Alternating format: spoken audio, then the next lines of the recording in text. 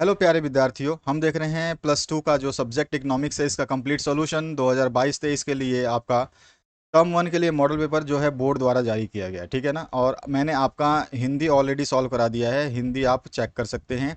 और उसके अलावा जो है आपका इंग्लिश, ठीक है, इंग्लिश भी सॉल्व करा दिया गया है। अब आते हैं हम नेक्स्ट जो आपका पार्ट आता है जिसका इकोनॉमिक्स, सबसे ज़्यादा कमेंट जो है इकोनॉमिक्स के लिए आए थे तो इसलिए इकोनॉमिक्स कराया जा रहा है। अगर आप लोगों का कमेंट और शेयर ज़्यादा बनता है तो आपके और भी सब्जेक्ट जैसे बीएसटी, पॉलिटिकल साइंस और आपके सारे सब्जेक्ट्स कंप्लीट कराए जाएंगे इस वीडियो के माध्यम से। तो आगे चलते हैं, हम पहले क्वेश्चन से स्टार्ट करते हैं। ठीक है, पहला क्वेश्चन जो पार्ट ए है यहाँ से स्टार्ट करेंगे। पार्ट ए में जो पहला क्वेश्चन है आप देख रहे हैं यहाँ पे, पहला क्वेश्चन जो है अर्थशास्त्र की दुर्लभता संबंधी परिभाषा किसने दी, यानी कि who gave the scarcity of scarcity related definition of economics. तो यहाँ पे देखिए, यहाँ पे कोई भी ऑप्शन जो है आपका अवेलेबल नहीं है, यानी कि जो राइट आंसर है वो अवेलेबल है ही नहीं इसमें। अगर राइट आंसर इसमें अवेलेबल नहीं है तो राइट आंसर होगा क्या, आपको इसका कमेंट करके मुझे बताना है। कमेंट कर दीजिए और फटाफट मुझे बताइए इसका राइट आंसर क्या होगा। मुझे तो पता है लेकिन मैं आपसे जानना चाहूँगा कि आप लोग क्या कमेंट में बता सकते हैं इसका आंसर। सेकंड क्वेश्चन की बात करते हैं, अर्थशास्त्र किन क्रियाओं का अध्ययन करता है। तो आप सभी को पता है अर्थशास्त्र के अंदर आर्थिक क्रियाओं का अध्ययन किया जाता है। तो यहाँ पे जो हो जाएगा सीधा सीधा आपका ख ऑप्शन, इकोनॉमिक्स एक्टिविटीज़ जो है इसके अंदर काउंट की जाती हैं। इसके बाद जो नेक्स्ट पार्ट है इसमें देखिए कौन सी आपसे क्वेश्चन पूछा गया है। आर्थिक क्रिया वह है जिसका संबंध उन सभी वस्तुओं के उत्पादन, उपभोग तथा निवेश से है जिसमें क्या होती है, जिसमें होती उपयोगिता। ठीक है, और जो दुर्लभ है तथा जिनका जो है विनिमय यानी एक्सचेंज किया जा सकता है। ठीक है ना। तो यहाँ पर जो है ख ऑप्शन आपका करेक्ट हो जाएगा, यहाँ पे बी ऑप्शन करेक्ट हो जाएगा। इसके बाद आते हैं नेक्स्ट क्वेश्चन पे। मिश्रित अर्थव्यवस्था दो अर्थव्यवस्था का मिश्रण है, यानी कि mix economy is a combination of two economics that is known as निजी एंड सार्वजनिक, या प्राइवेट और पब्लिक बोल सकते हैं। ठीक है ना। तो यहाँ पे बी ऑप्शन फिर से आपका करेक्ट हो जाएगा। अगले क्वेश्चन की बात करते हैं, उत्पादन संभावना वक्र की दो विशेषताएं जो है कौन कौन सी होती हैं। तो यहाँ पे हम देखेंगे कि उत्पादन वक्र का ढलाव जो है नीचे की ओर होता है। ठीक है ना, इधर होता है ढलाव, इसका नीचे की ओर होता है। तथा उत्पादन वक्र संभावना उत्पादन संभावना वक्र जो है मूल बिंदु के नतोदर होती है। ठीक है ना। तो यहाँ पे क्या हो जाएगा आंसर आपका जो है ख ऑप्शन करेक्ट हो जाएगा। यानी कि तो पीपीसी कर्व जो प्रोडक्शन पॉसिबिलिटी कर्व जो होती है वो स्लोप टुवर्ड्स द डाउनवर्ड होता है और साथ साथ में ये कॉनकेव टू द ओरिजिन होती है। तो बी ऑप्शन करेक्ट हो जाएगा। नेक्स्ट जो पार्ट है, दो वस्तु एक्स और वाई की स्थिति में संतुलन तब प्राप्त होगा जब, तो इक्विलिब्रियम की कंडीशन जब होगी जब सारे वस्तुएं जो है इक्वल हो जाएगा, यानी कि कंजम्पशन ऑफ, अगर मैं एक्स का जितना कंजम्पशन करता हूँ वो वाई के कंजम्पशन के बराबर हो और जो कि मेरी आय जितनी बराबर हो उसके इक्वल कर देंगे, तो हमारा जो राइट आंसर हो जाएगा ग। तो यहाँ पर जो है सी ऑप्शन जो है आपका करेक्ट हो जाएगा। इसके बाद जो नेक्स्ट पार्ट है उसकी बात करते हैं। ठीक है, नेक्स्ट पार्ट जो है यहाँ पे थोड़ा सा नीचे चला गया।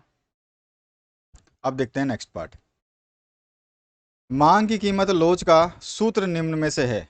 मांग की कीमत लोच का सूत्र जो आपको देना है तो जानते हो आप, मांग की कीमत लोच जो होती है यानी प्राइस इलास्टिसिटी ऑफ डिमांड हमेशा नेगेटिव काइंड होती है। तो नेगेटिव काइंड होती है तो इसमें आपका बी ऑप्शन जो यानी कि ख ऑप्शन करेक्ट हो जाएगा, negative minus P by Q और del P by Q by P. ठीक है ना। तो यहाँ पर आपका जो सेकेंड ऑप्शन है ये करेक्ट हो जाएगा। तो यहाँ पे बी ऑप्शन करेक्ट करना है। अगले पार्ट की बात करते हैं, मांग वक्र का ढलान सदैव खालिस्तान होता है। तो मांग वक्र का ढलान कैसा होता है, वो ऋणात्मक होता है। ठीक है ना। तो नेगेटिव हो जाएगा, बी ऑप्शन इसमें करेक्ट हो जाएगा, स्लोप ऑफ डिमांड कर्व जो नेगेटिव होती है।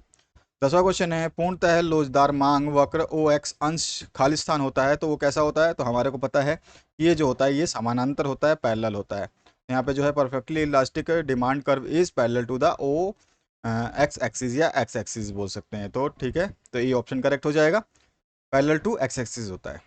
इसके बाद 10वां जो क्वेश्चन है इसमें देखिए, यहाँ पर ज्यामिति की मांग ज्यामिति विधि मांग की कीमत लोच ईडी बराबर कितनी होती है, जब आपका ईडी जो होता है वो क्या हो जाएगी, ये पूछा गया इसमें 10वें क्वेश्चन में।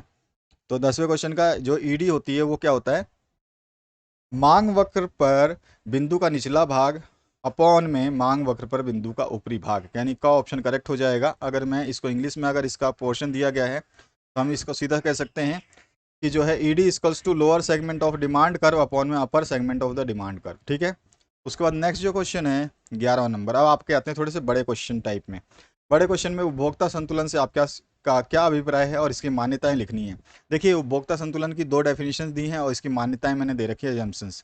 2 नंबर का अगर क्वेश्चन आता है तो आपको केवल मान्यताएं उपभोक्ता संतुलन से क्या अभिप्राय है ये लिख देना, और उसकी मान्यताएं जो है दो कोई भी लिख दो, एक लिख दो तब भी चलेगा। सबसे पहले कंज्यूमर इक्विलिब्रियम क्या होता है।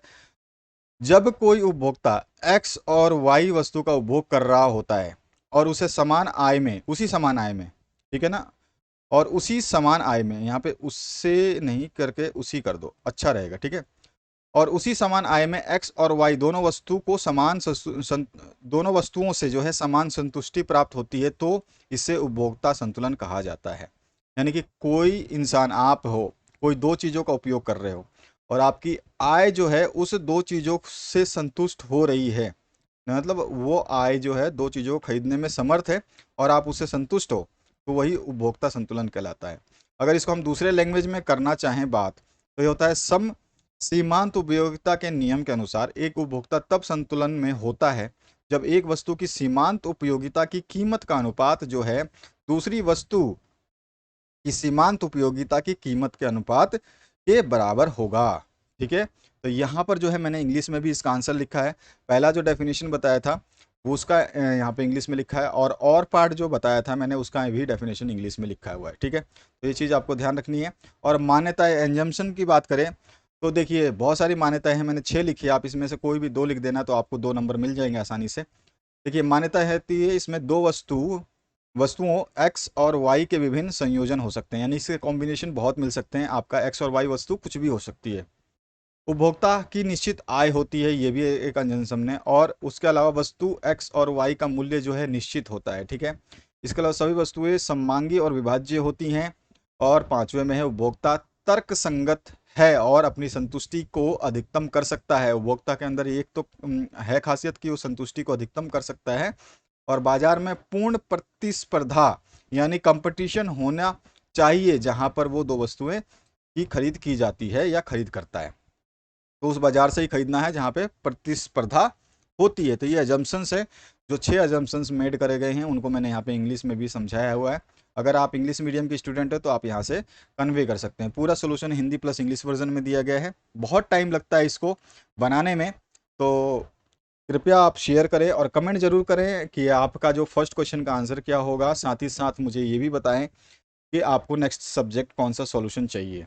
अगर आप लोगों का कमेंट बेहतरीन रहता है और सपोर्ट रहता है तो आपका नेक्स्ट सब्जेक्ट भी सॉल्व कर दिया जाएगा। तो आशा करता हूँ इस वीडियो से आप लोग संतुष्ट होने वाले हैं, क्योंकि जो सॉल्यूशंस मैं देने वाला हूँ बहुत ही ईजी लैंग्वेज में और बहुत ही सार्थक शब्दों में आपको समझाने वाला हूँ। यहाँ पे किसी एक ही लैंग्वेज में समझा सकता हूँ, दूसरी लैंग्वेज में आपको पढ़ना होगा। या तो मैं इंग्लिश में समझाऊँ तो आप हिंदी में पढ़िए, या फिर हिंदी में समझाऊँ तो इंग्लिश में पढ़िए। अभी सेटिस्फैक्ट्री कंडीशन ये है इंडियन अपने स्टेटस की कि सब लोग जो है हिंदी भाषा को प्राथमिकता देते हैं। सबसे ज़्यादा हमारे जो इंडियन लैंग्वेज है उसमें हिंदी भाषा को ही जो है सार्वमान्यता दिया गया है, तो हम हिंदी में ही बात कर रहे हैं अभी। अगर आप लोगों का कमेंट ऐसा आता है कि सर हमें इंग्लिश में ही समझना है, तो आपको इंग्लिश के लिए वीडियो जो है अलग से प्रोवाइड कर दिया जाएगा, चाहे इसी वीडियो को इंग्लिश में समझा दिया जाएगा, ठीक है।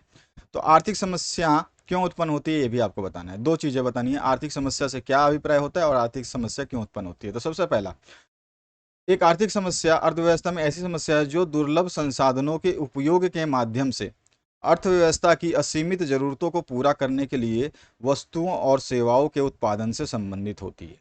तो आर्थिक समस्या से क्या अभिप्राय है। आर्थिक समस्या अर्थव्यवस्था की ऐसी समस्या है जो दुर्लभ संसाधनों के उपयोग के माध्यम से अर्थव्यवस्था की असीमित जरूरतों को पूरा करने के लिए वस्तु और सेवाओं के उत्पादन से संबंधित होती है, वही होती है हमारी आर्थिक समस्या। अब ये उत्पन्न कैसे होती है, तो ये सभी समस्याएं जब उत्पन्न होती है जब संसाधन दुर्लभ हो जाते हैं और उनकी मांग जो है असीमित हो जाती है, मतलब मैक्सिमम डिमांड हो जाती है और उसकी पूर्ति भी नहीं होती है। तो ये इसका आंसर इंग्लिश मीडियम के लिए यहाँ पे मैंने इसका आंसर लिखा हुआ है। इसके बाद आते हैं नेक्स्ट क्वेश्चन पे 13 नंबर।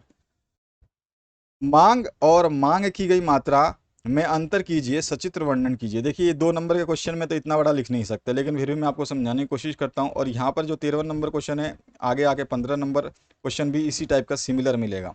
तो हम उन दोनों को देखते हैं। पहले तो आप समझिए इसको कि आपको बताया मांग और मांग की गई मात्रा। तो देखिए डिमांड क्या होती है? जो demand is the willingness of the buyer and his affordability to pay the price of the economic goods or services, whereas quantity demanded is the exact quantity, यानी how much of good or services is demanded by the consumer at a particular price. तो यहाँ पे मांग खरीदार की इच्छा और आर्थिक वस्तु या सेवा की कीमत चुकाने की उसकी क्षमता है। मांग क्या है? उसकी जो है सेवा या फिर जो भी वो वस्तु ले रहा है उसको उसकी कीमत चुकाने की वो क्षमता जो है मांग दर्शाती है। जबकि मांग की गई मात्रा जो होती है ये उपभोक्ता द्वारा किसी विशेष कीमत पर किसी वस्तु या सेवा का सटीक मात्रा की मांग जो की जाती है उसको हम कहते हैं। ठीक है, कितनी मांगी गई है उसको कहते हैं मांग की गई मात्रा। ठीक है, और दूसरा अगर पोर्शन की बात करें तो दूसरा अंतर भी बता सकते हैं। Demand refers to the graphing of the quantities that can be purchased at different prices, यानी मांग से तात्पर्य उन सभी मात्राओं के रेखांकन से हैं। क्वांटिटीज और ग्राफिक्स, यानी ग्राफिक्स हम कर रहे हैं तो उससे रेखांकन से है जिन्हें विभिन्न कीमतों पर खरीदा जा सकता है। ठीक है, ये ध्यान रखना है आपको। और जबकि हम कह सकते हैं क्वांटिटी डिमांडेड जो होता है यानी मांग की गई मात्रा क्या होती है? Actual amount of good and desired at a certain price, एक निश्चित कीमत पर जो आवश्यक वस्तु की वास्तविक मात्रा जो होती है वो होती है। तो यहाँ पर दूसरे का भी हमने हिंदी में आपको लिखा हुआ है, इंग्लिश में भी लिखा हुआ है, आप इसको सावधानी से पढ़ सकते हैं। अब आते हैं हम नेक्स्ट क्वेश्चन की तरफ। ठीक है, ध्यान देना है आपको। यहाँ पे देखिए, मतलब इसी क्वेश्चन का जो पार्ट है उसको मैं समझाने की अगर कोशिश करूँ, क्योंकि इसमें चित्र द्वारा आपको समझाने की बात हुई है। अगर क्वेश्चन देखते हो ना, सचित्र वर्णन करना है, और 2 नंबर का क्या वर्णन करोगे, क्या चित्र बनाओगे, ये तो केवल एग्जामिनर जो है आपको तैयारी करवा रहा है। तो इसमें देखिए दिया गया जो चित्र है विभिन्न कारकों जैसे आय, स्वाद और वरीयताओं और पूरक और स्थानपान वस्तुओं की कीमत आदि के कारण मांग वक्र में बदलाव को प्रदर्शित करता है। इसमें देखिए जैसे कोई प्राइस जो थी, ठीक है, जैसे जैसे वो प्राइस जो है आपका, एक प्राइस जो है हमारा क्या है, स्थिर है। यहाँ पे प्राइस क्या है, एक हमने फिक्स कर दिया और ये हमने इसी प्राइस पे जो है मटेरियल्स को हमें खरीदना है, तो ये प्राइस हमने फिक्स कर रखा है। ये यहाँ पे जा रहा है, देखो ये वाई एक्सिस के बिल्कुल जो है आपके परपेंडिकुलर जा रहा है। अब इस एक्सिस पे क्या होता है कि डिमांड जो है वो कहीं भी हो सकती है। डिमांड आपकी यहाँ पे भी हो सकती है, डिमांड आपकी अगले पॉइंट पे भी हो सकती है, डिमांड आपकी लास्ट पे भी हो सकती है। अगर हम देखें इस हिसाब से, तो अगर मेरे प्राइस जो है अगर वो फिक्स कर रखी है तो मेरी क्वांटिटी कम भी हो सकती है, क्वांटिटी उससे ज़्यादा भी हो सकती है, और क्वांटिटी उससे भी अधिक ज़्यादा हो सकती है। यानी कि मैं बोलूँ कि अगर क्वांटिटी Q2 है तो डिमांड जो है मेरी थोड़ी सी Q2 की जगह D2 होगी डिमांड। और इसी तरह से अगर मेरी क्वांटिटी Q है तो डिमांड मेरी D हो जाएगी। और इसी तरह से अगर क्वांटिटी मेरी Q1 है तो डिमांड D1 हो जाएगी। अगर मैं सिंपली बात करूं तो एवरेजली अगर मेरा प्राइस किसी कमोडिटी का फिक्स है तो मैं उसकी डिमांड जो है नॉर्मली कर सकता हूं। जिसमें डिमांड नॉर्मल हो सकता है तो क्वांटिटी भी जो है इसकी नॉर्मल हो जाएगी, क्वांटिटी बीच वाली हो जाएगी। लेकिन मेरे प्राइस फिक्स है लेकिन मेरा डिमांड कम होता है या ज़्यादा होता है, तो उन दोनों केसेस में क्या होगा, या तो डिमांड कम होगा, तो डिमांड कम होगा तो मैं इस तरफ नीचे की तरफ आ जाऊंगा। अगर डिमांड मेरी ज़्यादा होगी तो मैं ऊपर की तरफ चला जाऊंगा। यही जो है डिमांड की एक अवधारणा है। आगे बढ़ते हैं नेक्स्ट इसके पार्ट पे जिसमें हमें बताया गया है, यानी यहाँ पे हमने मांग को डिस्क्राइब किया है। अब मांग की गई मात्रा की बात करें तो मात्राओं में क्या होता है, देखिए इस कर्व को समझिए। यहाँ पे देखिए दिया गया चित्र विभिन्न जिसमें क्या होता है आय, स्वाद, वरीयता, यानी कि ये कर्व जो है क्यों फिसल रहा है, आगे पीछे क्यों हो रहा है, ये देखिए मैंने माना कि ये आय पे डिपेंड है। लेकिन वरीयता किसकी है, अगर वरीयता ज़्यादा है तो मैं आगे की तरफ जाऊँगा, अगर वरीयता उसकी कम है तो मैं नीचे की तरफ आऊँगा। बस यही फ़र्क पड़ता है, यही ग्राफ है। ग्राफ तो आपको स्कूल में अगर आपको टीचर ने नहीं समझा है तो इकोनॉमिक्स जो है आपके लिए बहुत सिरदर्द बन जाएगा, तो इसको थोड़ा सा समझना है ना। इसके बाद देखिए दूसरे पॉइंट में क्या बोला गया है, यहाँ पर जो कि ये ऊपर वाला जो मैंने चीज़ दिखाई है इस कर्व की, इसका जो इंग्लिश वर्जन यहाँ पे दिया गया है। अब इस कर्व की बात करें तो इसका हिंदी वर्जन यहाँ देखिए। दिया गया चित्र जो है कीमत में बदलाव के कारण मांग वक्र के साथ बदलाव को प्रदर्शित करता है। यहाँ पे कीमत भी चेंज हो रही है और मांग भी, क्वांटिटी भी चेंज हो रही है। यहाँ पे कीमत फिक्स थी, यहाँ पे जो है प्राइस जो है इसको फिक्स किया गया था, फिक्स था, ठीक है, और यहाँ पर जो है वेरिएबल है।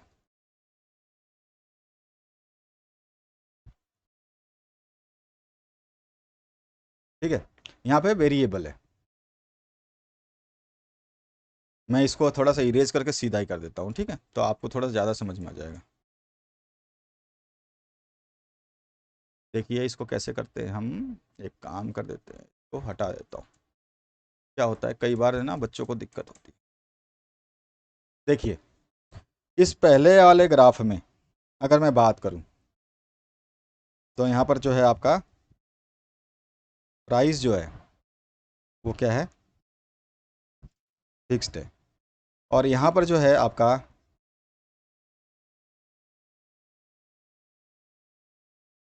प्राइस जो है वो वेरिएबल है। तो प्राइस वेरिएबल है यहाँ पे। अब वेरिएबल कैसे है, क्योंकि आपका जो प्राइस अगर चेंजेस हो रहे हैं तो उसी हिसाब से डिमांड भी आपका चेंज हो रहा है। देखिए सबसे पहले अगर प्राइस आपका ज़्यादा बढ़ गया, P1 जो है प्राइस ज़्यादा है, तो डिमांड ऑटोमेटिकली कम हो जाएगी, क्वांटिटी कम हो जाएगी। अच्छा प्राइस थोड़ा सा नीचे आएगा तो क्वांटिटी थोड़ी सी ज़्यादा इंक्रीज़ हो रही है, और प्राइस अगर और कम आ रहा है तो क्वांटिटी और भी ज़्यादा बढ़ रही है। तो यहाँ पे यही चीज़ बताई गई है कि दिया गया चित्र जो है बदलाव के कारण, यानी किस बदलाव में, कीमत में, प्राइस में बदलाव के कारण जो है बदलाव को प्रदर्शित करता है क्वांटिटी में। यही चीज़ यहाँ पे बताई गई है। आप आसानी से इस चीज़ को समझ सकते हैं। ग्राफिकल रिप्रेजेंटेशन इकोनॉमिक्स में बहुत ज़्यादा ज़रूरी है। इसके बाद जो नेक्स्ट पार्ट है, मांग की लोच ज्ञात करनी है आपको। यहाँ पे प्राइस दे रखा है एक, तो इस प्राइस को आपको ध्यान रखना है। साथ ही साथ आपको दी गई मात्रा, क्योंकि जब आपको कंक्लूड करना है तो आपको सभी कुछ, जब भी आपको क्वेश्चन इकोनॉमिक्स के होते हैं तो इसमें से कोई भी पार्ट छोड़ना नहीं होता। सभी चीज़ों को इस तरह से दिया जाता है कि वो आपको कंफ्यूज करेंगे और उनको साथ में लेके चलना होगा। तो जैसे प्राइस है, ये है आपका। उसके अलावा जो है क्वांटिटी डिमांडेड, यानी कि मांग की गई मात्रा, ये दे रखी है। तो दो पोर्शन दे रखे हैं, 8 और 10 जो है कीमत है, और 100 और 90 जो है आपका क्वांटिटी डिमांडेड है। आपकी मांग की लोच निकालनी है, जिसको हम ईडी बोलते हैं। तो ईडी का सूत्र होता है मांग की गई मात्रा में प्रतिशत परिवर्तन और बटे में कीमत में परिवर्तन। ठीक है, अगर हम इसको थोड़ा सा चेंज करें तो इस तरह से ये फॉर्मूला बनता है। अगर इस फॉर्मूला को और सिंप्लीफाई करें तो ये फॉर्मूला जो है कुछ इस तरह का बनेगा। जो नेगेटिव में आती है मांग की लोच, वो आ जाएगा नेगेटिव डी क्यू, यानी कि जो है आपके मांग के अंदर बदलाव। ठीक है, साथ ही साथ चेंज इन प्राइस, यानी कि चेंज इन क्वांटिटी अपॉन में चेंज इन प्राइस, इनटू में प्राइस अपॉन में क्वांटिटी। यहाँ पर मैंने लिखा है कि डेल क्यू क्या होता है, क्यू क्या होता है, डेल पी क्या होता है और पी क्या होता है। अब यहाँ पे जो डेल पी है वो कैसे निकलेगा, पी वन माइनस पी, और डेल क्यू कैसे निकलेगा, क्यू वन माइनस क्यू। ये फॉर्मूला होता है। यहाँ पर देखिए अगर हम क्वेश्चन के हिसाब से देखें तो हमारे को आंकड़ों के हिसाब से क्या दिखता है कि स्टार्टिंग प्राइस यानी कि पी कीमत जो है 8 रुपये है, और P1 जो है वो 8 से बढ़ करके 10 हो जाता है। इसके बाद में इनिशियल डिमांड जो थी वो 8 रुपये थी, तो 100 थी। ठीक है, लेकिन जब 10 रुपये हुई तो वो डिमांड जो है चेंज होकर के 90 हो गई, यानी कि जैसे पैसा बढ़ा वो कम हो गई। तो ये चीज़ें हमने लिख ली कि क्या क्या हुआ, हमारे को क्या क्या दे रखा है। और एक चीज़, ये ग्राफ हमेशा याद रखना है, ये ग्राफ स्पेशली मैंने आपके लिए डाला है, जिसमें पूर्णतः लोचदार मांग जो होता है, जिसमें ईडी जो आपकी होती है, ये क्या होती है, आपकी पूरी की पूरी इनफाइनाइट होती है, इनफाइनाइटी के बराबर होती है। लोचदार जो मांग होती है, इसमें ईडी जो होता है वो आपका ग्रेटर देन 1 होता है। इसके अलावा जो दूसरा तीसरा पार्ट है, इसमें ईडी 1 के बराबर होगी जब लोचदार मांग होगा, और बेलोचदार मांग होगा तो आपका ईडी जो है लेस देन 1 हो जाएगा। और 0 के बराबर ईडी आ जाता है, ईडी आ जाता है आपका, तो पूर्णतः बेलोचदार मांग हो जाएगा। पूर्णतः पूरी तरह जो है बेलोचदार मांग हो जाएगा। तो यहाँ पे कंडीशंस जो है आपको ध्यान रखनी है। ये कंडीशंस के लिए ग्राफ दे रखा है। ये ग्राफ जो है बहुत इंपॉर्टेंट है, और इस बार एग्जाम में आपको देखने को दर्शन होंगे इस ग्राफ के। ठीक है ना, यानी कि आपको एक ग्राफ वाला क्वेश्चन आएगा ही आएगा, सेम टू सेम। अब हमारे पास ये डाटा गिवन है ऑलरेडी, बस हमें कीमत में परिवर्तन निकालना है, जिसको मैंने बताया था अभी अभी आपको, डेल पी क्या होती है और डेल क्यू क्या होता है। तो डेल पी निकाल लिया, डेल क्यू निकाल लिया, जो पी वन माइनस पी हो जाएगा और क्यू वन माइनस क्यू हो जाएगा। तो 10 में से 8 गया तो 2 आ गया यहाँ पे, और 90 में से 100 गया तो -10 आ गया। इसको इस फॉर्मूले में, जो हमारे पास ईडी का फॉर्मूला है, इसमें हम डाल लेंगे इसको। तो यहाँ पर डेल क्यू की जगह ये माइनस में है तो माइनस का साइन लगाया, और डेल क्यू जो है हमारे पास में -10 आया था। देखो आप, डी क्यू जो है और डेल पी, तो डी क्यू आपका -10 है, और डी डेल पी जो है यानी डेल्टा पी जो है 2 है। पी और क्यू आपको दे रखा है 8 और 10, इनको रखा, इसको सब्स्टिट्यूट किया, वैल्यू को ईडी की वैल्यू जो निकल जाएगी वो काट पीट के आपका जो है 4 से 10 कट जाएगा, 2/5 यानी 2/5 आ जाएगा, और 2 को 5 से डिवाइड करते हो तो 0.4 जो है आ जाएगा। अब ये 0.4 आ रहा है यानी कि इकाई से कम है ये। अगर इकाई से कम है तो अभी अभी मैंने आपको ग्राफ इसीलिए शो करा था, अगर इकाई से कम हो, 1 से कम हो, ये रहा, तो बेलोजदार मांग होती है। कभी कभी क्वेश्चन में पूछता है इकाई से कम है यानी कि बेलोजदार मांग है। अगर ये 0 हो जाता तो हम इसको बोलते पूर्णतः बेलोजदार मांग है। ठीक है, ध्यान रखना, ये चीज़ बहुत इंपॉर्टेंट चीज़ है, बता रहा हूँ मैं आपको। और मांग की गई मात्रा में परिवर्तन और मांग में परिवर्तन का सचित्र अंतर आपको स्पष्ट करना है। देखो अभी अभी 13 नंबर क्वेश्चन देखा था, अभी मैंने बताया था वहाँ पे 15 नंबर क्वेश्चन भी इसी तरह का आएगा जिसमें 5 नंबर का पूछा जाएगा। तो बहुत ही इजी वे में मैं आपको समझाने वाला, 5 नंबर 1 सेकंड में ले सकते हैं। इसमें ग्राफ आपको सही से बनाना है। तो देखिए, मांग की गई मात्रा में परिवर्तन तब होता है, मांग की गई मात्रा, ध्यान रखना, मांग की गई मात्रा में परिवर्तन तब होता है जब किसी वस्तु की मांग स्वयं की कीमत में परिवर्तन के कारण बढ़ जाती है।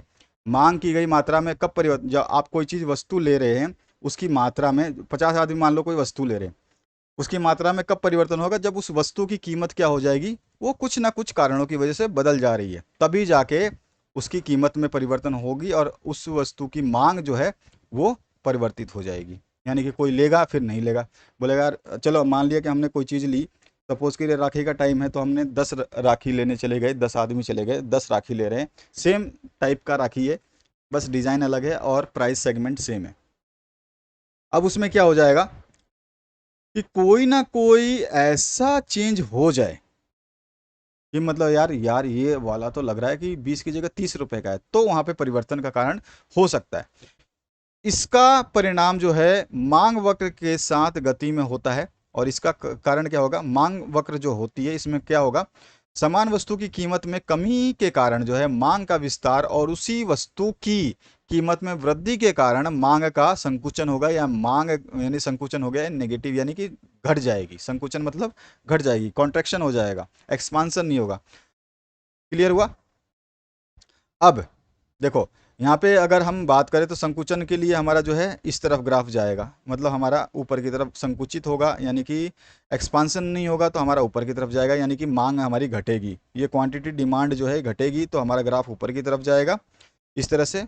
और अगर हमारी मांग बढ़ती है तो हमारा ग्राफ इस तरफ जाएगा, यानी कि नीचे की तरफ आएगा, एक्सटेंशन हो जाएगा। तो ये हमारा अलोंग जो है, अगर हम मांग परिणाम के गति में जो परिणाम मांग का जो है वक्र उसके गति में हो जाएगा इसका चेंजेस, अर्थात समान वस्तु की कीमत में कमी के कारण जो है मांग का विस्तार जो है उसी वस्तु की कीमत में वृद्धि के कारण मांग का संकुचन होता है, जो मैंने बताया आपको डिक्रीज हो जाएगा। यहाँ पे मैंने इंग्लिश में आपको लिखा हुआ है। अब अगर हम बात करें दूसरी कंडीशन क्या होगी, एक तो हमने बता दिया कि मांग की गई मात्रा, तो मांग की गई मात्रा हमने देख ली, ठीक है, इसमें परिवर्तन क्या हुआ उसकी वजह से क्या होता है, और मांग में परिवर्तन अगर कर देते हैं तो क्या होगा, तो देखिए मांग में परिवर्तन करते हैं, मांग में परिवर्तन तब होता है जब कीमत के अलावा अन्य कारकों, यानी कि कीमत उसमें ज़्यादा इंपॉर्टेंस नहीं रखती है, कीमत कीमत तो है ही, उसके अलावा क्या है, अन्य कारक भी जो है परिवर्तन कर सकते हैं, अन्य कारक जो है परिवर्तन कर सकते हैं और किसी वस्तु की मांग में परिवर्तन हो जाता है। ठीक है, और परिणाम स्वरूप क्या होगा, मांग वक्र में बदलाव हो जाएगा, ये तो सिंपल सी बात है। अब देखिए यहाँ पर क्या था, ध्यान देना, यहाँ पे जो है प्राइस ऊपर नीचे हो रहा था, उसी वजह से डिमांड जो है आपकी क्वांटिटी डिमांड भी ऊपर नीचे हो रही थी। अब यहाँ पे आइए देखिए थोड़ा सा, यहाँ पे क्या कर दिया, चेंज इन डिमांड, यानी कि प्राइस को हम तो फिक्स कर रहे हैं, ठीक है, हमने क्या करा, प्राइस को फिक्स कर दिया, लेकिन अदर रीजन से यार मुझे तो ये मान लो ये वस्तु है फ्रिज, ये जो आप पर्पल कलर की लाइन देख रहे हो, सपोज करो ये डिमांड है फ्रिज की, तो यहाँ पे मैंने लिख दिया फ्रिज, ठीक है। अब ये फ्रिज की डिमांड है, अभी क्या होगा देखो, अब प्राइस के अलावा अन्य कार्य क्या कर सकते हैं, देखो फ्रिज या तो हम गर्मी में लेंगे, गर्मी होगी इन समर, समर में क्या होगा, ये जो है मांग बढ़ जाएगी तो ये वाला ग्राफ आ जाएगा। लेकिन अगर विंटर की बात करें, विंटर में कौन फ्रिज लेता है यार, अगर विंटर की बात करूं तो मेरी जो है सीधा सीधा ग्राफ नीचे की तरफ आ जाएगा, उस समय फ्रिज की बिक्री कम हो जाएगी, एसी की भी बिक्री कम हो जाएगी। तो इसी तरह से जो है आपका प्राइस तो फिक्स था, लेकिन डिमांड ऑटोमेटिकली कम या ज़्यादा हुई तो किस पे हुई, अन्य कारकों की वजह से हुई। ठीक है ना, अन्य कारक में जो हो सकता है मौसम उसके लिए नहीं है जो चीज़ आपको खरीदनी है, मन आपका नहीं है, या फिर आपके घर वाले राजी नहीं हैं, बहुत सारे रीजंस हैं जिसकी वजह से आप डिमांड ऊपर नीचे होती रही, लेकिन फ्लाई प्राइस जो है वो फिक्स है, वो 100 रुपये की चीज़ आती है तो 100 रुपये ही है। लेकिन मंथ जो चेंज हो रहे हैं या सीजन चेंज हो रहा है उसकी वजह से, अब शादी सीजन में बहुत सारी चीज़ें महंगी हो जाती हैं, तो ये चीज़ जो है चेंज इन डिमांड कब होता है, जब आपका प्राइस के अलावा और सारी जो प्रायोरिटीज़ है उन फैक्टर्स को हम काउंट करते हैं। ठीक है, तो जैसे कि हमारा अगर प्राइस फिक्स है, मान लो 100 रुपये की चीज़ है, अगर मेरी इनकम ही 50 रुपये है, सपोज करो कि मेरे को महीने का 50 रुपये मिलता है, 100 रुपये की चीज़ मुझे खरीदनी है तो मैं नहीं खरीदूंगा। तो वो एग्जांपल दे सकते हैं इस कंडीशन में कि चेंज इन इनकम अगर हो जाए, अगर मेरी 50 रुपये इनकम है, अचानक से मान लो ये 150 रुपये हो जाती है, तो मैं क्या करूँगा, इस चीज़ को खरीद लूँगा, क्योंकि मेरे पास 50 रुपये फिर भी बचेंगे, 100 रुपये की चीज़ खरीदूंगा तो 50 रुपये फिर भी बचेंगे, तो यानी कि मांग ऊपर बढ़ जाएगी। लेकिन अगर मेरी इनकम कम हो रही है, ठीक है ना, नहीं बढ़ रही है, इनके उतना ही इनकम है, नहीं बढ़ी, तो उसी प्राइस को 100 रुपये वाली चीज़ को मैं नहीं खरीदूंगा तो मांग अपने आप कम हो जाएगी। तो यही चीज़ इसमें समझाई गई। अब यहाँ पे इसके और पार्ट में पूछा गया है, पहला पार्ट जो पूछा गया, अर्थव्यवस्था की दो केंद्रीय समस्याएं का वर्णन करना है। देखिए, केंद्रीय समस्याएं जो हैं वो आपका सबसे मेन है, क्या उत्पादन करना है, ये एक केंद्रीय समस्या है। कैसे उत्पादन करना है और किसके लिए उत्पादन करना है, ये केंद्रीय समस्या है। इसमें से किसी दो को आपको बताना है। तो मैंने क्या उत्पादन करना है ये बता दिया, कैसे उत्पादन करना है ये बताना है, दो को ही बताना है तो दो बता रहा हूँ। ये एक अर्थव्यवस्था की केंद्रीय समस्याओं में से एक है। यह उन वस्तुओं और सेवाओं के प्रकार और मात्रा से संबंधित है जिन्हें उत्पादित करने की आवश्यकता होती है। चूंकि संसाधन सीमित मात्रा में है, इसलिए एक वस्तु के अधिक उत्पादन अगर हम करते हैं तो दूसरे उस वस्तु का उत्पादन जो है वो क्या हो जाएगा, कम हो जाता है। ठीक है, ध्यान रखना है, ये इकोनॉमिक्स बोलता है हमेशा। और कैसे उत्पादन करें, यानी यह पहलू उस प्रक्रिया या तकनीक से संबंधित होती है जिसके द्वारा वस्तुओं और सेवाओं का उत्पादन किया जाता है। आमतौर पर उत्पादन की दो तकनीकों को शामिल किया जाता है, जिसमें श्रम गहन तकनीक का और पूंजी गहन तकनीक का प्रयोग किया जाता है। उत्पादन के लिए तकनीक का चुनाव देश के संसाधन की उपलब्धता पे निर्भर करता है, यानी लेबर नहीं है उस देश में तो ये दिक्कत कर देगा। ठीक है, पूंजी गहन तकनीक नहीं है उस देश में तो भी ये प्रॉब्लम कर देगा। इसीलिए संसाधन आवंटन एक चुनौती बन जाती है इस कंडीशन में। तो ये हम दो को डिस्क्राइब इस तरह से कर सकते हैं, आप लिखोगे तो आपको बहुत मज़ा आने वाला है। और जो है इसका इंग्लिश वर्जन मैंने दिया, what to produce, how to produce and whom to produce. और व्हाट टू प्रोड्यूस में आप बता सकते हैं और हाउ टू प्रोड्यूस में आप बता सकते हैं, जो चीज़ें मैंने आपको ऊपर समझाई है। तो यहाँ पर दो कंडीशंस होती हैं, लेबर इंटेंसिव टेक्निक और कैपिटल इंटेंसिव टेक्निक। तो जिन दोनों चीज़ों को आपको ध्यान से लिखना है। अब इसके बाद में इसका ख पार्ट है, पूछेगा मांग के नियम की दो मान्यताओं के बारे में आपको वर्णन कर देना है। तो explain the two assumptions of law of demand. तो इसमें मांग के दो जो नियम है उसको आप डिफाइन कर सकते हैं, मैंने तीन कर दिए। मांग के नियम की मान्यताओं में पहला आता है जनसंख्या का आकार और संरचना की स्थिति, दूसरा आ जाता है उपभोक्ता की आय की स्थिरता, और तीसरा आ जाता है स्वाद और आदतें। ठीक है, तो इन तीनों चीज़ों को हम इसमें डिस्क्राइब कर सकते हैं, जनसंख्या का आकार और स्थिति, संरचना स्थिति। तो जनसंख्या के आकार और संरचना में कोई परिवर्तन नहीं होना चाहिए, ये एजम्पशन है। मांग के नियम का जो है धारणा किस पे बेस्ड है वो हम बताएंगे। इसमें कोई परिवर्तन नहीं होना चाहिए क्योंकि जनसंख्या में बदलाव से मांग में भी बदलाव आएगा। भाई अभी दो आदमी हैं तो मान लो 2 रोटी लग रही है या 10 रोटी लग रही है, लेकिन 3 आदमी होंगे तो 15 रोटी लग जाएगी या फिर 3 रोटी। अगर एक आदमी 1 रोटी खाता है तो 2 आदमी 2 रोटी खाएगा। लेकिन अगर वहीं पर तीसरा आदमी हो जाता है तो 3 रोटी खाएगा, अगर एक और जनसंख्या बढ़ती है, चौथा आदमी आ जाता है तो 4 रोटी खाएगा, इसी तरह से पांचवा आदमी आएगा तो 5 रोटी खाएगा।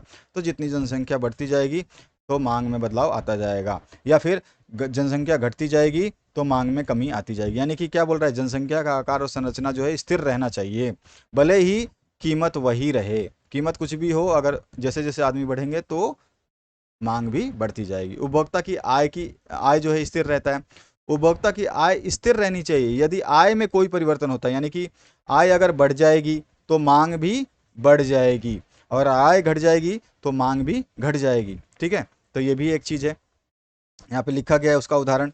उसके अलावा जो है स्वाद और आदतें स्थिर रहती हैं। अगर स्वाद और आदतों में फिर अगर परिवर्तन होता है, यह अपरिवर्तित रहना चाहिए। अगर आपके स्वाद और आदतें दोनों चीज़ें चेंज होती हैं तो इसके कारण वस्तुओं की मांग में बदलाव मिलेगा ही मिलेगा, बदलाव देखने को मिलेगा। अगर आप परंपरा, फैशन, रीति रिवाज सबसे अलग थोड़ा सा जाएंगे परिवर्तन करेंगे तो ऑटोमेटिकली जो है चीज़ें चेंज हो जाएंगी।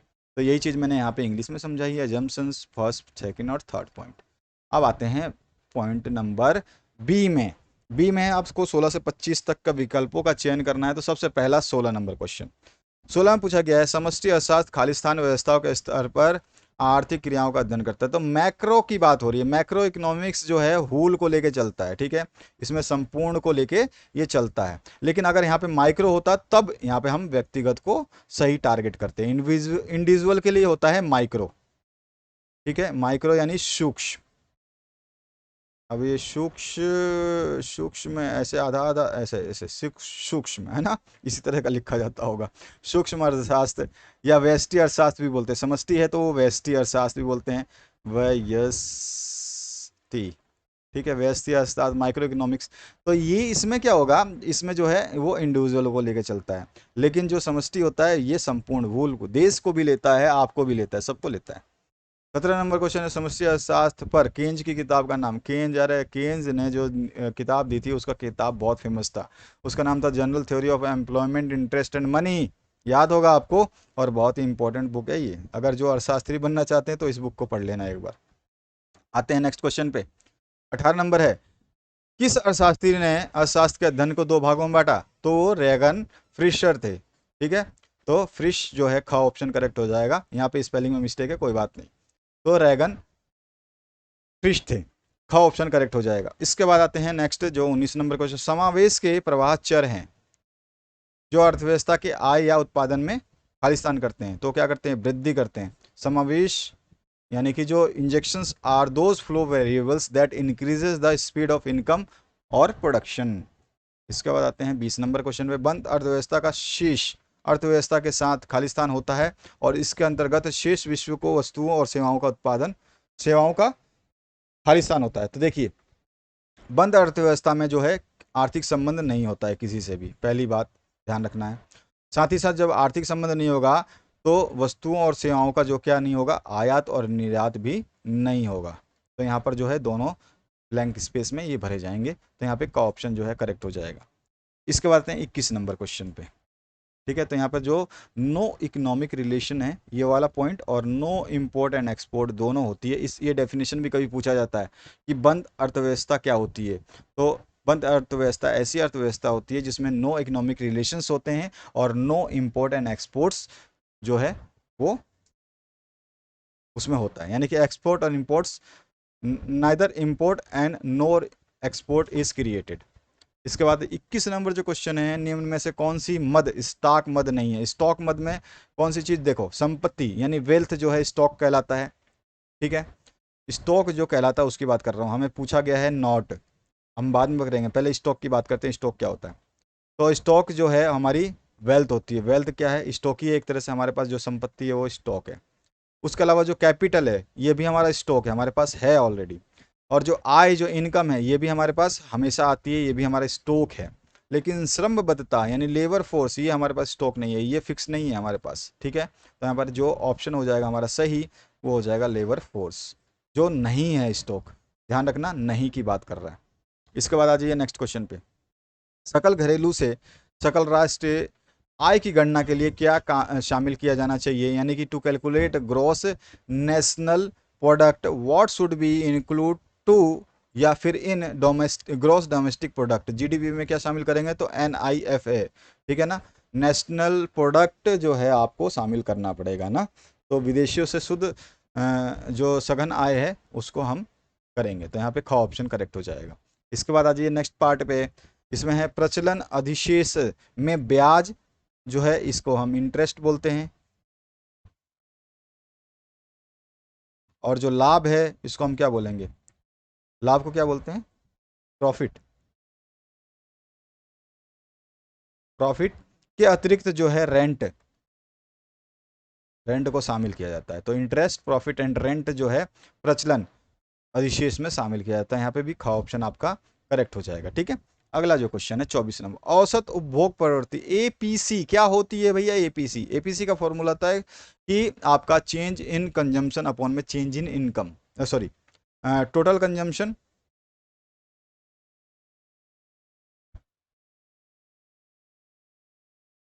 अपॉन में टोटल इनकम। ठीक है, अब आते हैं नेक्स्ट पार्ट पे।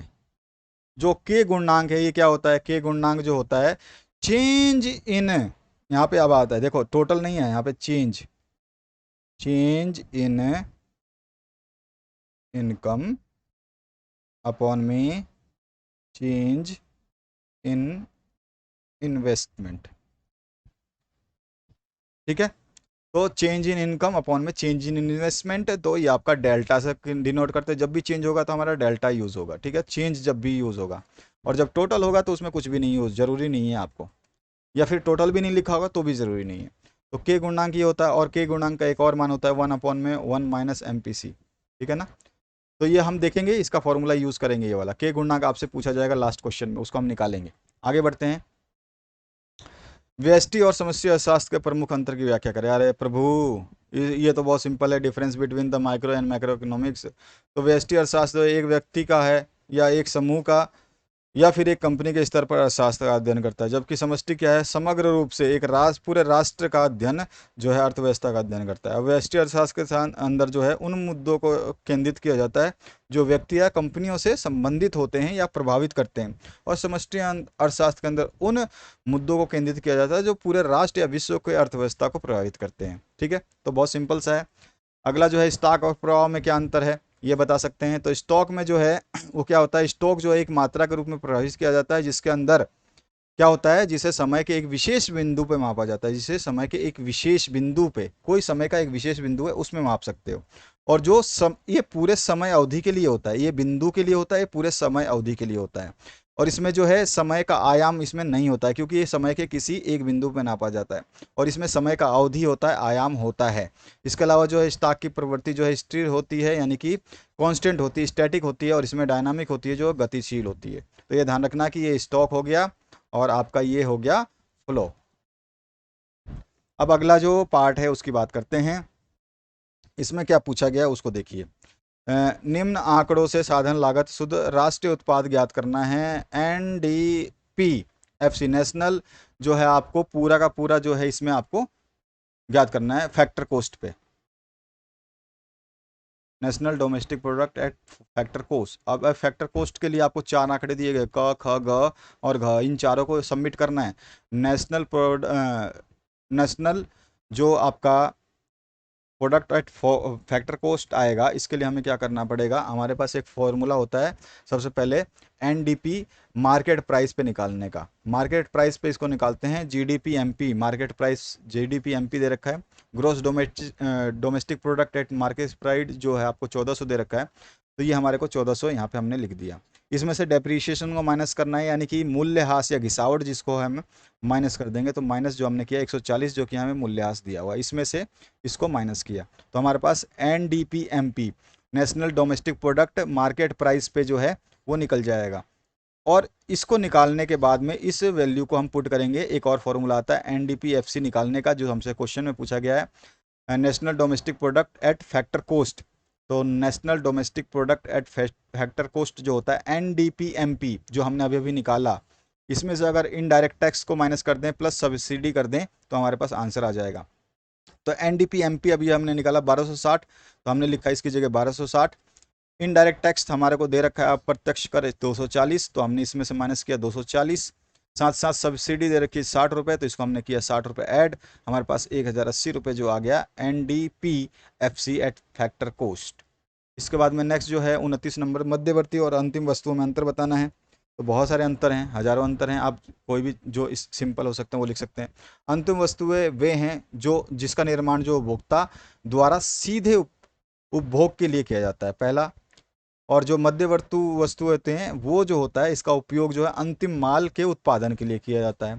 दूसरा जो है अंतिम वस्तु पूरी तरह से जो तैयार माल होते हैं। और मध्यवर्ती वस्तु जो है ये पूरी तरह नहीं तैयार होते हैं, आंशिक रूप से तैयार होते हैं। तीसरा जो है इसमें अंतिम वस्तु उपभोग के लिए या पूंजी निर्माण के लिए इस्तेमाल की जाती है। लेकिन जो है आपका ये तो इस्तेमाल की जाती है किसके लिए? पूंजी निर्माण के लिए या फिर उपभोग के लिए। लेकिन आपका मिड इंटरमीडिएट गुड जो होते हैं, मध्यवर्ती मध्यवर्ती वस्तु जो होते हैं ये लाभ अर्जित करने के लिए फर्मों द्वारा फिर से पुनः विक्रय किए जाते हैं। इसके अलावा और भी बता सकते हैं, अंतिम वस्तु को राष्ट्रीय आय में शामिल किया जाता है और मध्यवर्ती वस्तुओं को राष्ट्रीय आय में शामिल नहीं किया जाता है। इसके बाद आ जाइए, इसका इंग्लिश वर्जन मैंने नीचे दिया है इन पॉइंट्स के, तो इंग्लिश में जो स्टूडेंट्स हैं इंग्लिश वर्जन इसका काउंट कर सकते हैं। इसके बाद आ जाइए नेक्स्ट क्वेश्चन पे, और आप मुझे एक चीज़ और बता देना, क्योंकि अभी आपका हिंदी में सॉल्यूशन प्लस में इंग्लिश में सॉल्यूशन आपको देखने को मिल रहा है। तो अभी हम क्या है, आपके अभी कमेंट नहीं आ रहे हैं कि आपको हिंदी में चाहिए या इंग्लिश में चाहिए, क्योंकि दोनों लैंग्वेज में बनाने में टाइम लगता है। तो आप लोगों का कोई भी कमेंट या रिस्पॉन्स नहीं है, तो आप बता दीजिए कि हिंदी में चाहिए या इंग्लिश में चाहिए। अगर आप नहीं भी कमेंट करते हैं तो जो सॉल्यूशंस होंगे अगर बनाए जाएंगे तो वो हिंदी मीडियम के लिए बनाए जाएंगे, ध्यान रखना। तो आप लोगों को कमेंट करना बहुत ही आवश्यक है, आपके कमेंट का इंतजार रहेगा। तीसरा क्वेश्चन जो है, समग्र मांग और समग्र पूर्ति वृक्कों की सहायता से आय तथा रोजगार के संतुलन स्तर के निर्धारण के सिद्धांत की व्याख्या करनी है। अंतिम क्वेश्चन है, इसमें कुछ नहीं है। आय और रोजगार के सिद्धांत के जो आधुनिक सिद्धांत है उसके अनुसार किसी भी अर्थव्यवस्था में किसी भी समय आय और रोजगार उस स्तर पर निर्धारित किया जाता है जहां कुल मांग कुल आपूर्ति के बराबर होता है, यानी कि aggregate demand is equals to aggregate supply होती है, तब जाके जो है ये रोजगार का सिद्धांत जो आपका सही होता है। अब इसमें जो हम अगर पहले केस की बात करें तो दिए गए आंकड़े में यहाँ पर देखो छोटा सा एक ग्राफ दिया गया है। इस ग्राफ को जरा पहले आप देख लो, इसमें सब कुछ दिया गया है। यहाँ पे इनकम है, आउटपुट है, एम्प्लॉयमेंट है, एग्रीगेट डिमांड जो है एडी इधर है आपका, ठीक है, और एग्रीगेट सप्लाई एएस इधर है। तो इसके हिसाब से जहाँ जहाँ चेंजेस होंगी ना, तो ये हमेशा एएस जो है C plus consumption plus supply हो जाएगा, कंजम्पशन प्लस जो है इन्वेस्टमेंट हो जाएगा, और जो ई पॉइंट है ये जो है आपका ED plus ED equals to, यानी कि aggregate demand equals to aggregate supply होगा जब वो ई बिंदु पे होगा कोई भी चीज़, ठीक है। यही चीज़ हमें समझानी है कब होगा ये। और अगर ये बिंदु, अगर हम इस ग्राफ की बात करें तो ये जो ग्राफ शो करता है यहाँ पर एग्रीगेट सप्लाई जो है वो ज़्यादा है एग्रीगेट डिमांड से, और यहाँ पर जो है अगर हम इस कर्व की बात करें तो यहाँ पर जो होता है क्या है कि एग्रीगेट डिमांड जो है ये ज़्यादा है एग्रीगेट सप्लाई से। तो ये ध्यान रखना है कि कौन सा ज़्यादा है कौन सा कम है, तो ये चीज़ें आपको अच्छी तरह से ध्यान रखनी है, तभी जाके आपको ये कर्व की जो यहाँ पे जो बातें होंगी वो समझ में आ जाएगा। दिए गए आंकड़ों में एएस यानी कि समग्र मांग एग्रीगेट सप्लाई जो है समग्र आपूर्ति वक्र को दर्शाता है, ठीक है, और ये जो है ये हमेशा 45 डिग्री पे जो है ये चलता है, क्योंकि हमेशा जो है स्टार्टिंग में ही ये जो डिमांड कर्व है ये हमेशा 0 से ऊपर चलता है हमेशा। क्लियर हुआ? अब आ जाइए, यहाँ पर जो ये दर्शाता है कि इस प्रत्येक बिंदु आय और प्राप्तियों के समान मूल्य को व्यक्त करता है, जबकि एडी समग्र मांग को प्रदर्शित करता है। तो एएस क्या है? समग्र आपूर्ति है, और एडी क्या है? समग्र मांग है, ठीक है, और ये 45 डिग्री का कोण बनाता है। चाहे तो आप इसको मेंशन कर सकते हैं या नहीं कर सकते हैं। दूसरे पॉइंट में जो है एडी और एएस दोनों एक दूसरे को बिंदु ई पर, देखो एडी जो है आपका ये वाला, ठीक है, ये एडी वाला, ये लाइन एडी है, और ये वाली लाइन जो है एएस है। तो ये 45 डिग्री का कोण बना रही है, लेकिन जो एडी और एएस ये दोनों क्या है, कहाँ पे काट रहे हैं? ई पे काट रहे हैं, और ई बिंदु क्या है? ये संतुलन बिंदु के रूप में जाना जाता है, ठीक है, ये समझ में आ गया। तीसरे पॉइंट में क्या कह रहा है? बिंदु ई दर्शाता है कि संतुलन स्थिति में रोजगार हो चाहे उत्पादन हो या आय का स्तर हो, वो जो ओ क्यू है, अब देखो थोड़ा सा यहाँ पे नीचे आ जाओ, ओ से लेकर के जब आप क्यू पे जा रहे हैं तो यहाँ पर ओ क्यू जो है वो क्या हो जाएगा? अपेक्षित प्राप्तियां, और का स्तर ओ क्यू है और अपेक्षित प्राप्तियां ओपी है। इसके बाद जो है नेक्स्ट यहाँ पर जो है एग्रीगेट डिमांड के बाद में अगर देखिए नेक्स्ट, जब आपका एडी जो है क्या हो? ज़्यादा हो, एग्रीगेट डिमांड अगर ज़्यादा हो जाए एग्रीगेट सप्लाई से, तो मान लीजिए कि अर्थव्यवस्था संतुलन बिंदु से पहले ही किसी बिंदु पर चल रही है, यानी कि यहाँ पर ई तक नहीं पहुँच रही है। अगर आपका एडी ज़्यादा है, ये वाला एडी ज़्यादा है, ठीक है, और एएस आपका ये वाला कम है, तो ये मान लीजिए कि ये अर्थव्यवस्था की जो संतुलन बिंदु ई है इससे पहले ये चल रही है। इसके अलावा जैसे कि नियोजित खर्च, अगर आपका एग्रीगेट डिमांड नियोजित आउटपुट यानी कि एग्रीगेट सप्लाई से अधिक हो जाता है, एग्रीगेट डिमांड अगर एग्रीगेट सप्लाई यानी कि मांग जो है वो पूर्ति से ज़्यादा है तो उपभोक्ता और फर्म एक साथ अधिक सामान खरीद रहे होंगे, यानी कि दोनों ही सामान ज़्यादा खरीद रहे होंगे जितना कि फर्म उत्पादन करने के लिए तैयार है उससे भी ज़्यादा। ठीक है ना। नतीजन क्या होगा कि नियोजित सूची वांछित स्तर से नीचे होगी, यानी कि जो आपका इक्विलिब्रियम कंडीशन से नीचे होगी। जब आपका एग्रीगेट डिमांड जो है ज़्यादा हो जाएगा तो इसका मतलब देखो यहाँ पर सीधा आउटपुट से अधिक है। एडी क्या है, आउटपुट से अधिक है, सप्लाई से ज़्यादा है। अगर मैं डिमांड जो है, अगर डिमांड जो है सप्लाई से ज़्यादा होगी तो इसका मतलब क्या होगा कि दोनों ही जो है ज़्यादा वस्तुएं खरीद रहे होंगे जो कि उत्पादन के लिए तैयार है, फिर भी उससे ज़्यादा खरीद रहे हैं। और नतीजन क्या होगा कि नियोजित सूची वांछित स्तर से नीचे हो जाएगी और फर्मों को जो संतुलित अगर हमें करना है, यानी रोजगार, उत्पादन और आय के स्तर को जो है संतुलित करना है, तब क्या करेंगे, फर्में तब तक उत्पादन करेंगी, यानी सप्लाई जब तक करती रहेंगी तब तक डिमांड के वो बराबर ना आ जाए। तो यहाँ पर एग्रीगेट डिमांड बराबर एग्रीगेट सप्लाई हो जाएगा।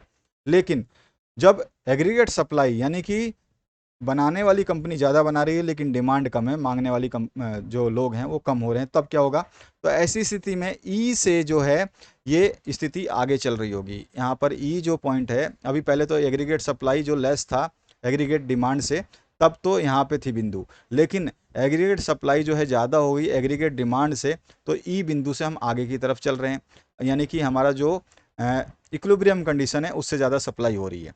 तो ज़्यादा सप्लाई हो रही है तो क्या करेगा यहाँ पे, तो ई से आगे चलेगी तो नियोजित खर्च जो है आउटपुट ए एस से कम होगा, यानी कि जो सीधा सीधा है, क्योंकि एग्रीगेट सप्लाई जो है वो ज़्यादा है तो ईडी क्या हो रही है, कम हो रही है। और ईडी कम हो रही है तो मुझे क्या करना पड़ेगा, ए एस यानी कि एग्रीगेट सप्लाई को कम करना पड़ेगा, तब जाके ए एस जो है ये सप्लाई कम होगी, तो दोनों जब कम होते होते जो एक बिंदु पे पहुंच जाएंगे। तो इसका मतलब है कि उपभोक्ता और फर्म एक साथ कम सामान खरीद रहे होंगे।